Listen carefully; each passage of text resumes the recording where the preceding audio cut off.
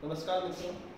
पिछले वीडियो के अंतर्गत अपन विश्व की प्रमुख जनजातियां पढ़ रहे थे, जिसमें अपन ने बात की थी कि कौन सी जनजाति कहां पर किस प्रदेश में निवास करती है। उसके बाद में अपन ने 12वीं क्लास के अंतर्गत भूगोल का लेसन नंबर 2 के अंतर्गत जो प्रमुख जनजातियां दी गई है, जिसमें अपन बात कर रहे थे एस्किमो जनजाति। और एस्किमो जनजाति के अंतर्गत अपन ने एस्किमो का अर्थ, उसकी शारीरिक विशेषता और उसके निवास स्थान संबंधी अपन ने चर्चा की थी। इससे आगे चलते हैं अपन, तो देखिए एस्किमो जनजाति जहां निवास करती है, जो ध्रुवीय प्रदेश है, उत्तरी ध्रुवीय प्रदेश है, उसके अंतर्गत वहां की जलवायु कैसी है, वहां की वनस्पति कैसी है। तो अपन एस्किमो के अंतर्गत जलवायु और वनस्पति, इन दो पॉइंटों के बारे में चर्चा करने वाले हैं। इसमें भी देखो, जलवायु की बात करें तो अपन जानते हैं ध्रुवीय प्रदेशों में हमेशा बर्फ जमा रहती है, हमेशा बर्फ जमा रहती है। तो बर्फ जमा रहने के कारण वहां पर हमेशा सर्दी का मौसम बना रहता है। अपनी पृथ्वी के ऊपर देखें अगर अपन, तो देखिए पृथ्वी की स्थिति यह है, सूर्य भगवान की स्थिति है, वो कर्क भूमध्य रेखा पर, कर्क रेखा पर और मकर रेखा पर अपना सीधा प्रकाश डालते रहते हैं। लेकिन अगर ध्रुवों की बात की जाए तो ध्रुवों के ऊपर सूर्य का प्रकाश तिरछा पहुंचता है, और तिरछा पहुंचने के कारण यहां पर हमेशा बर्फ जमा रहती है। वर्ष भर में देखा जाए तो लगभग 9 महीने तक यहाँ काफी मात्रा में, बहुत विशाल राशि के रूप में यहाँ पर बर्फ जमा रहती है। लेकिन 3 महीने के लिए केवल यहाँ पर कुछ मात्रा में सूर्य से तिरछी किरणों के रूप में ऊष्मा प्राप्त होती है, जिसके कारण यहाँ पर बर्फ थोड़ी बहुत हल्की फुल्की पिघल जाती है। अगर यहाँ पर कहे अपन तो जलवायु के अंतर्गत इसे 2 भागों में अपन विभक्त कर सकते हैं। एक शीतकाल का मौसम और एक ग्रीष्मकाल का।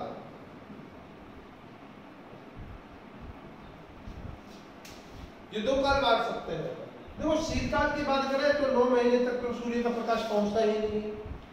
हमेशा सूर्य की किरणें जो तिरछी पहुंचती है वो भी नहीं पहुंचती है, बहुत कम मात्रा में पहुंचती है। तो हमेशा यहाँ पर बर्फ जमा रहती है, और बर्फ जमा रहने के साथ साथ ही इसी समय यहाँ पर बर्फ की आंधियां चलती है।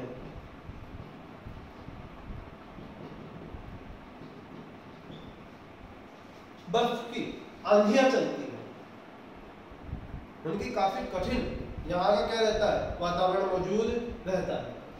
ग्रीष्मकाल की बात करें तो सूर्य का प्रकाश पहुंचने के कारण कुछ मात्रा के अंतर्गत बर्फ पिघलती है।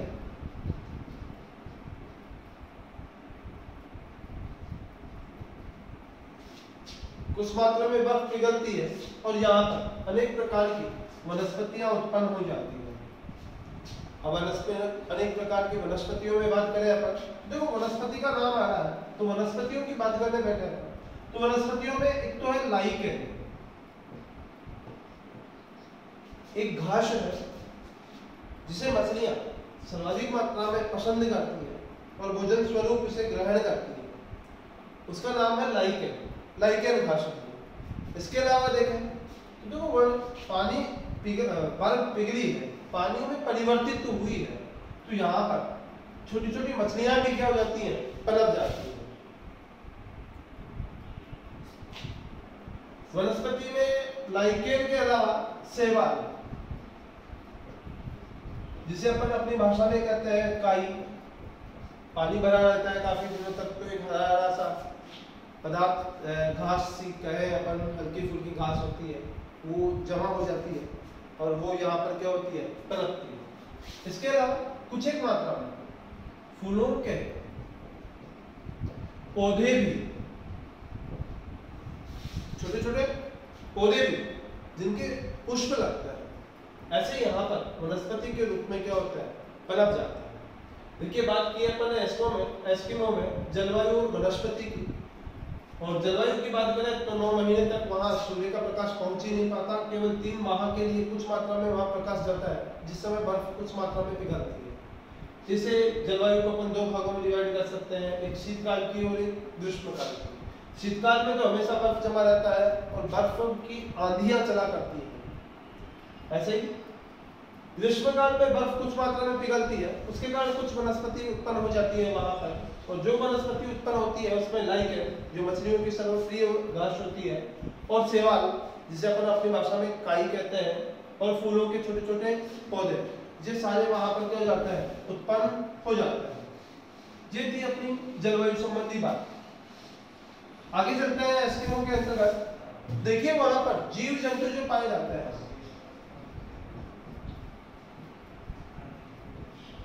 जो जीव जंतु वहां पर पाए जाते हैं उनकी बात करते हैं, तो वो मूल रूप से ये बर्फीला क्षेत्र है। लेकिन बर्फीला क्षेत्र होने के बावजूद भी यहाँ बर्फ पर पाए जाने वाले काफी अनेकों जीव जंतु निवास करते हैं। उनके अंतर्गत देखें अगर अपन, तो मुख्य रूप से देखें पिट्ठू भालू, सफेद भालू जिसे कहते हैं अपन, पिट्ठू भालू। इसके अलावा एक लेमी, जीव का नाम है लेमी। अपन इसकी तुलना कर सकते हैं लोमड़ी से।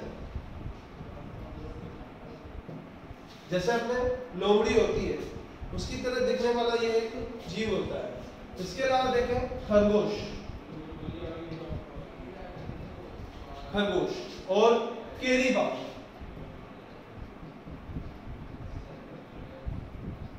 केरीबा।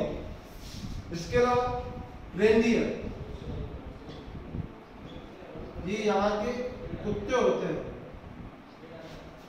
और उन कुत्तों को ये नाम क्या रखा है, रेंडियर।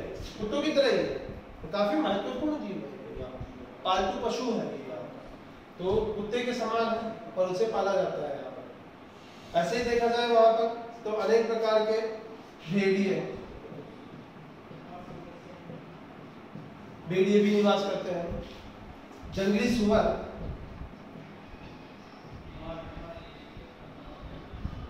जंगली सुअर भी यहाँ पर निवास करते हैं। पानी की मात्रा है तो छोटी छोटी मछलियां भी,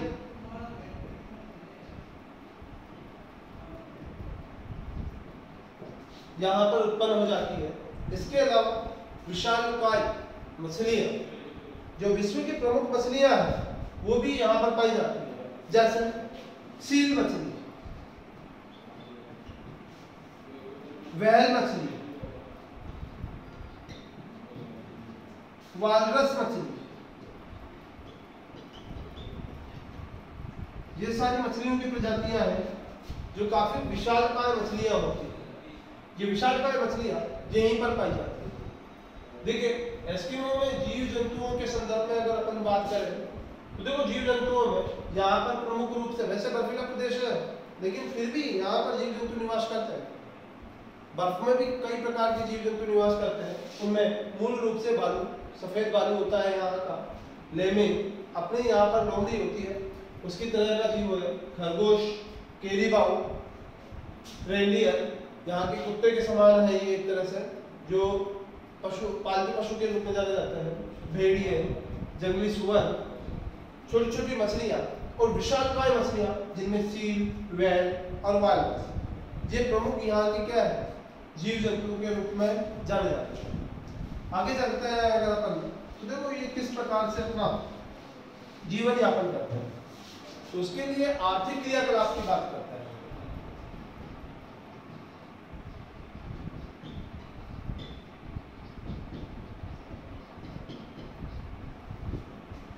इनका आर्थिक क्रियाकलाप किस प्रकार से संपादित होता है, कैसे ये अपना जीवन यापन करते हैं। देखो यहाँ के लोग मूल रूप से जो भी आर्थिक क्रियाकलाप करते हैं उसे अपन दो भागों में बांट सकते हैं, दो डिवाइडेशन कर सकते हैं। दो डिवाइडेशन कौन कौन से हो सकता है, एक शीतकालीन, शीतकालीन क्रिया विधि कह दीजिए या शीतकालीन आखेर पद्धति कह दीजिए, और दूसरा है बसंतकालीन।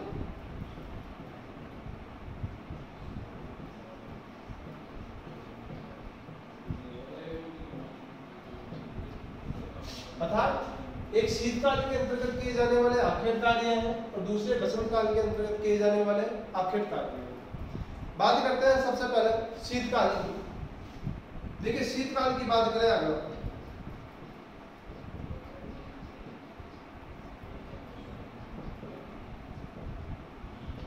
शीतकालीन आखेट, देखिए शीतकालीन आखेट के अंतर्गत इन लोगों के द्वारा मूल रूप से शिकार कार्य किया जाता है, क्योंकि उस समय किसी प्रकार की वनस्पति उत्पन्न होती नहीं है, कंदमूल फल तो यहाँ पे मिलते ही नहीं है, लेकिन वनस्पति भी उत्पन्न नहीं होती तो ये संग्रहण का कार्य नहीं कर पाता। इसलिए केवल मात्र शीतकाल में ये आखेट का कार्य ही करते हैं। और इनके द्वारा जो आखेट किया जाता है उसकी मूल रूप से दो विधियां मानी जाती हैं।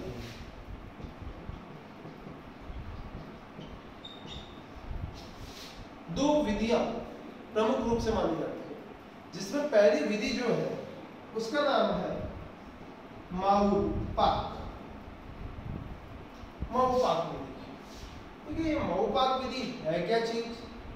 तो इसके अंतर्गत क्या होता है, ये अपनी पानी भरा हुआ है और इस पानी के ऊपर बर्फ की एक मोटी चादर जमी हुई है। अपन देखते हैं धुआं के ऊपर मूल रूप से बर्फ की एक मोटी चादर जमी हुई है और ये बर्फ जमी हुई है। इस बर्फ के ऊपर हड्डियां बिछा दी जाती है। जो चयन के क्रम में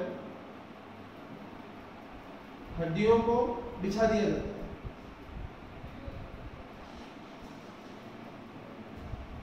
और बीच में एक छिद्र कर दिया जाता है। आंतरिक भाग में जो जल है उस जल के अंतर्गत मछलियां निवास करती हैं।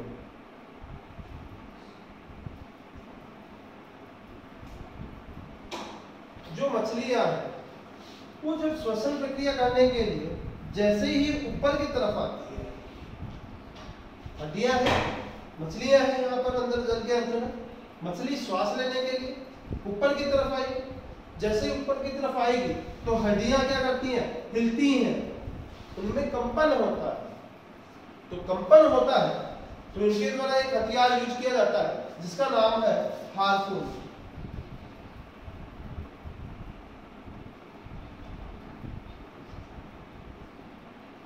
हार्पून। और इस हार्पून नामक हथियार की सहायता से ये इसके ऊपर क्या कर लेते हैं, शिकार कर लेते हैं। भाले के समान होता है हार्पून, भाला कह दीजिए। इन लोगों का भाला ही है इस तरह से। आगे अपन चर्चा करेंगे इनके कौन कौन से औजार होते हैं, उसमें बात करेंगे अपन हार्पून की भी विशेष रूप से। तो ये हार्पून जो है वो भाले के समान होता है। जैसे ही हड्डियां हिलती हैं तो ये क्या कर लेते हैं, उसका शिकार कर लेते हैं, उसको फेंक देते हैं। फेंकने के बाद वो मछली के शरीर के अंतर्गत प्रवेश कर जाता है और उसको बाहर निकाल दिया जाता है। देखिए माऊ पाक विधि क्या है, दोबारा से समझते हैं। पानी भरा हुआ है, नीचे की तरफ गर्त कर दिए जाते हैं छोटे छोटे, और उन गर्तों के अंतर्गत पानी भर जाता है। उस पानी को भरने के बाद अपन जानते हैं सर्दकाल में बर्फ जमा हो जाती है।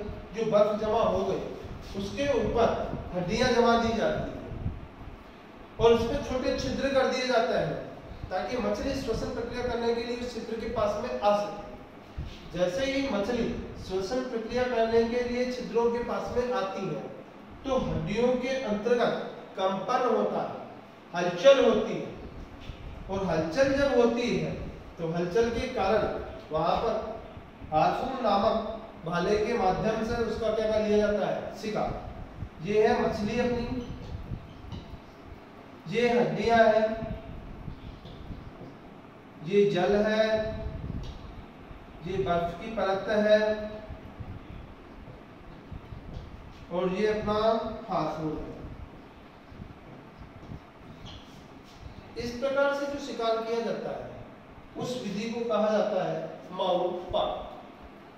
माऊ पाक विधि के नाम से उसे अपन क्या करते हैं, संबोधित करते हैं। दूसरी जो विधि है अपनी, उस विधि का नाम है इतुल पाक।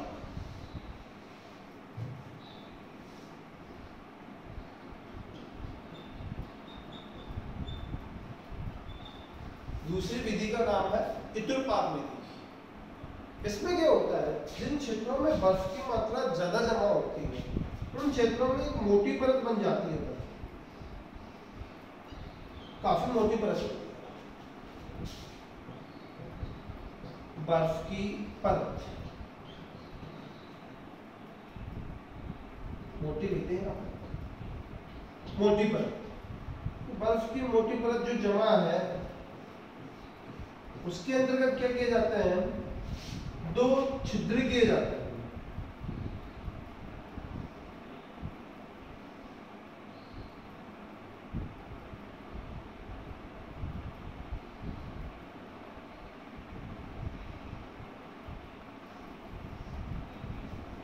दो छिद्र कर दिए। जब छिद्र किए तो यहाँ का पानी या बर्फ पानी बनकर के धीरे धीरे क्या करती है, अंदर प्रवेश कर जाती है और यहाँ पर कुछ एक मात्रा में क्या हो जाता है, पानी की आपूर्ति हो जाती है या पानी भर जाता है। जब मछली श्वसन प्रक्रिया करने के लिए इसके आसपास में मौजूद होती है या श्वसन प्रक्रिया करती है, तब इन लोगों के द्वारा एक छिद्र से दाना डाला जाता है, भोजन दिया जाता है मछलियों को। भोजन स्वरूप वो यहाँ से कुछ डालते हैं, मछली उस भोजन को ग्रहण करने के लिए जैसे ही इस मार्ग के अंतर्गत प्रवेश करके आती है,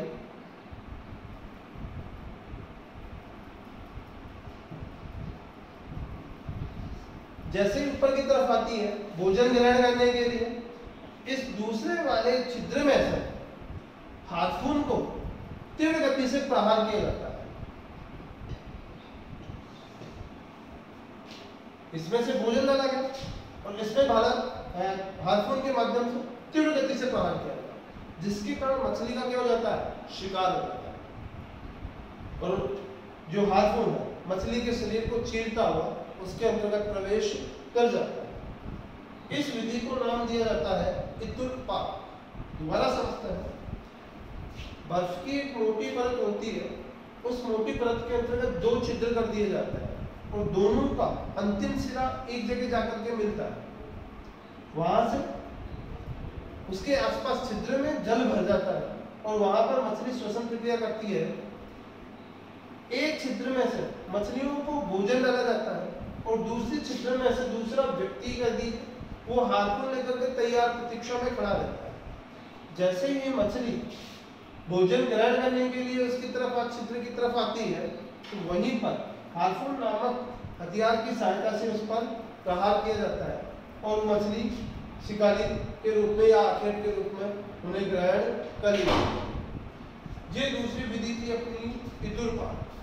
तो शीतकालीन आखेट के अंतर्गत अपन दो प्रकार की विधियां पढ़ी, एक माऊपाक और दूसरी इतुरपाक। ऐसी दो विधियां आपने सिलेबस में इस प्रकार से देखो, शीतकाल में माऊपाक और इतुरपाक दो विधियां होंगी। आगे बात करते हैं अपन बसंतकालीन आखेट की।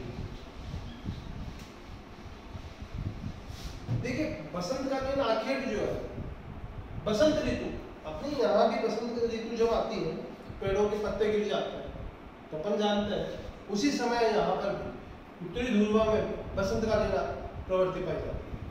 देखिए बसंतकालीन आखेट के अंतर्गत बात करें अगर तो ये मार्च के माह में, मार्च महीने के अंतर्गत लगभग बसंतकालीन आखेट प्रारंभ होता है।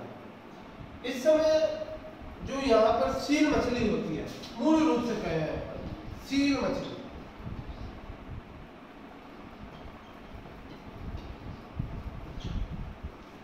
ये जैसे ही यहाँ पर मार्च के महीने में सूर्य का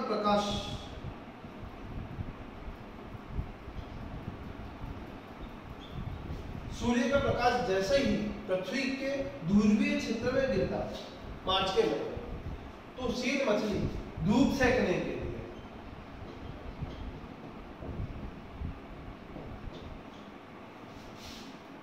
धूप प्राप्त करने के लिए, धूप सेकने के लिए कहाँ आती है, पानी की ऊपरी सतह पर आ जाती है।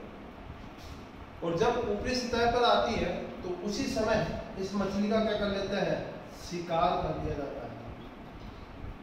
अपन जानते हैं शिकार करने का एक ही हथियार है, मूल रूप से इनके पास में, उसका नाम है हार्पून। आप आगे सोच रहे होंगे कैसे करते होंगे, उसकी क्रिया विधि अपन आगे बात करते हैं। सील मछली धूप सेकने के लिए जैसे ही ऊपर की तरफ आई, वैसे ही हार्पून नामक जो इनका हथियार है उसके माध्यम से इनके द्वारा क्या कर लिया जाता है, शिकार कर लिया जाता है। इसी विधि को, जिस विधि के माध्यम से ये शिकार करता है, उसे कहा जाता है उत्तोक। याद रखना, बहुत इंपॉर्टेंट है ये छोटे छोटे शब्द हैं उन्हें, लेकिन ये गहराई भरे हुए हैं, अपन इनमें कंफ्यूज हो जाता है। वही जो है ये उत्तोक। उत्तोक शब्द यानी कि सील मछली जब मार्च के महीने में धूप सेकने के लिए ऊपरी सतह पर, जल की सतह पर आती है, तो उसका शिकार कर लिया जाता है हार्पून की सहायता से। ये विधि क्या कहलाती है, उत्तोक के नाम से जानी जाती है। उत्तोक के माध्यम से जो शिकार किया जाता है उसके अंतर्गत एक नाव काम में ली जाती है, और उस नाव का नाम होता है कयाक। यहाँ लिखता हूँ कयाक। ये कायाक जो नाव है वो मछली के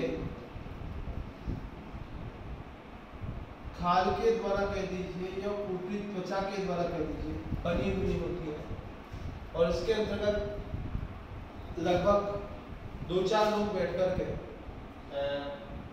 शिकार करने के लिए जाते हैं पानी के अंतर्गत। और जैसे ही सील मछली ऊपर आई धूप सेकने के लिए, इसका हार्पून से क्या कर लेते हैं, शिकार कर लेते हैं।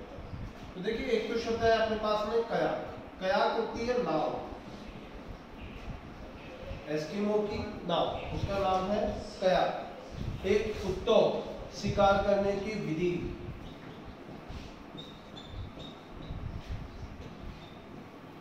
शिकार करने की क्या है, विधि है। ऐसे ही बात करें अगर अपन, तो देखो रेंडियर यहाँ पर मौजूद होता है, जो भी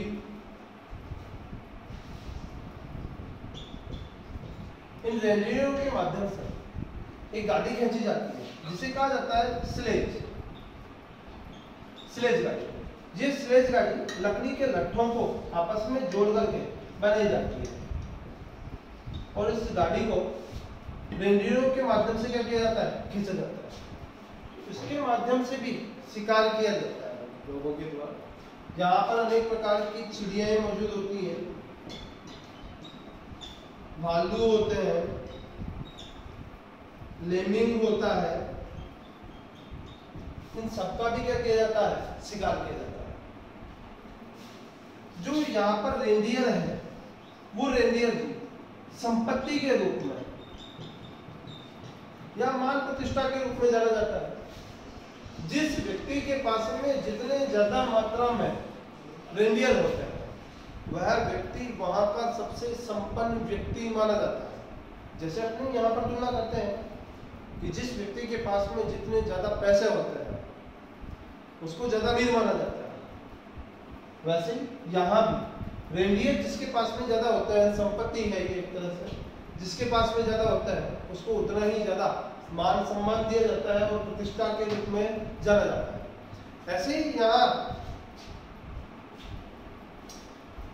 सील मछली जो होती है उसका शिकार किया जाता है, और उसके शिकार करके इस सील मछली की त्वचा के माध्यम से तंबू बनाए जाते हैं। सील मछली का शिकार करके उससे क्या बनाया जाता है, तंबू, जिसके अंतर्गत सील मछली की हड्डियों को बीच में लगाया जाता है। तंबू जानते हैं, टेंट कह दीजिए। तंबू बीच में हड्डियों को लगा दिया जाता है और साइडों के अंतर्गत इसकी त्वचा को लगा दिया जाता है, जिस सील मछली से बनाया जाता है। ऐसे सील मछली की त्वचा से तांत बनाए जाते हैं। तांत क्या होती है, रस्सी। तांत बनाए जाते हैं जो इनके कपड़ों को सिलने के काम में आती है। ऐसे सील मछली की त्वचा से ये लोग अपने कपड़े बनाते हैं। कपड़े भी इनके द्वारा बनाए जाते हैं, जो कि शरीर पर पहनते हैं ये लोग, वो कपड़े भी सील मछली की त्वचा से ही बने हुए होते हैं। इस प्रकार से इस वीडियो के अंतर्गत अपन ने इनके विशेष रूप से आर्थिक क्रियाकलापों का अध्ययन किया, यहाँ पर रहने वाले जीव जंतुओं के बारे में पढ़ा, यहाँ की जलवायु और वनस्पति के बारे में पढ़ा। आगे की चर्चा अपन करते हैं अगले वीडियो के अंतर्गत।